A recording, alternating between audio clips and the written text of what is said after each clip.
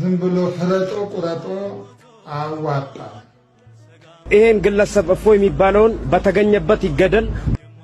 እፎይ ከቁርአን ውጪ ተናግሮ ከሆነ በህግ ስር ሆኖ በህግ ይጠየቃል። እንዲሁ በደፈና ፍለጦ ቁረጦ ማለት በህግ ባለበት ሀገር አዋጣ።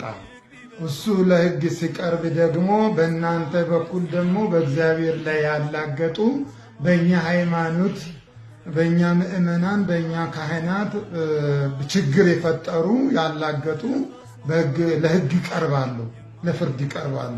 ህግ ለሁሉ እኩል እስከሆነ ድረስ ተመልከቷቸው። እግዚአብሔር ብልት ይለካል። በጣም ያሳፍራል። እግዚአብሔር ያሳፍራል በእውነቱ። ባለጌ ነው በጣም እግዚአብሔር ባለጌ ነው። የምር ባለጌ ነው። በስተክል ባለጌ። ሰሞኑን ደግሞ ክርስቲያኖች ጠግባችኋን አንተ የሐያ ቤታ የሐያ ተመጋቢ ሊሁላ እነዚህ ቅቤ እየቀቡን ይመስላችኋል? እናንተ ስትሳደቡ ጽድቅ ይመስላችኋል? ስታዋርዱ ጽድቅ ይመስላችኋል?